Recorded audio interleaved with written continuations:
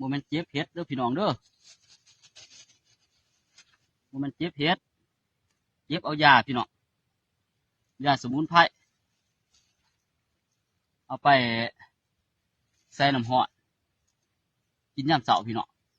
แค่น้ำซะเพิ่นว่าเป็นยาดีปวดพี่น้องดีปวดดีกระเพาะว่าซะเดี๋ยวพี่น้องเสียพี่น้องเบิ่งเด้อพี่น้องเป็นดอกแนวนี้พี่น้องหมอกบ่ไหวเพิ่นเดินหมอกบ่ไหวเด้อพี่น้องเด้อออกเป็นหมึกพี่น้องหมึกมันเป็นหมึกเป็นหมึก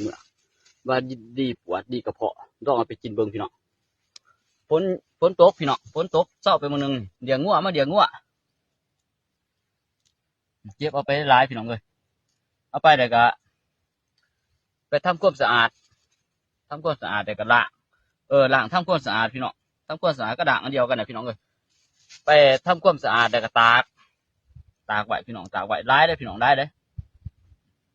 เพื่อเดินมาหมอกบ่ไหวเป็นหญ้าพี่น้องเด็กต้องใส่พี่น้องเบิ้งเป็นแบบนี้พี่น้องเบิ้งหลอกใหญ่พี่น้องเบิ้งเด้อมีหนวดแบบนี้พี่น้องมีหนวดแบบนี้สีสันหน้าตาเป็นแบบนี้พี่น้องพี่น้องเบิ้งได้เติบเลยพี่น้องเลยเอาไปตากแดดไว้แล้วก็กินน้ำเสาพี่น้องแค่น้ำซะสิเก็บตอยพี่น้องสิเก็บตอยก่อนเบิ้งเสียพี่น้องเบิ้งเด้อให้พี่น้องเบิ้งคักๆว่าบ้านพี่น้องมีอยู่บ่เนาะเดี๋ยวพี่น้องเบิ้งแล้วสิเก็บตอยพี่น้องเบิ้งน้ำกันพี่น้องเบิ้งน้ำกันพี่น้องเบิ้งน้ำกันเดี๋ยวพี่น้องเป็นเนี่ยนี้เด้อพี่น้องเด้อดอกงามเด้อพี่น้องเด้สีสันของดอกเป็นแบบนี้พี่น้องเด้บ้านพี่น้องมีอยู่บ่มันก็เกิดแต่บนเกิดพี่น้องนี่คือดอกนี้ก็งามพี่น้องเด้งามพี่น้องงามนี่ร้ายทั้งนี้ออกเป็นบอลพี่น้องออกเป็นบอลบอกออกไปทั่วไปเด้อพี่น้องเด้อออกเป็นบอลนะจะเอาไปกินกับน้ำสาพี่น้องเด้ชัดเจนว่าพี่น้องเนาะเบิ่งเงาคักๆพี่น้องเด้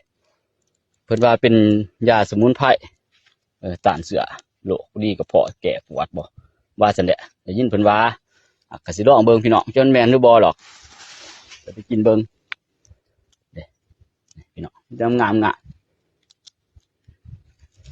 แมนเบิดพี่น้องแมนเบิดพี่น้องเลยแมนเบิดพี่น้องร้ายพี่น้องร้ายยอมหาปลาร้ายอันนี้พี่น้องออกเป็นบอลเด้อพี่น้องเด้อบอกตัวไปทงกวางพี่น้องทงกวางเด้อพี่น้องเด้อทงนี่กวางมันเดี๋ยวงัวโอ้ยร้ายพี่น้องร้ายเบิ่งเอาบ้านพี่น้องมีบ่เนาะแมนเบิดพี่น้องเลยดอกบัวใหญ่ท่านนี่ดอกบัวใหญ่พี่น้องเดี๋ยวพี่น้องสวยงามพี่น้องสวยงามเป็นดอกที่สวยงามมันดี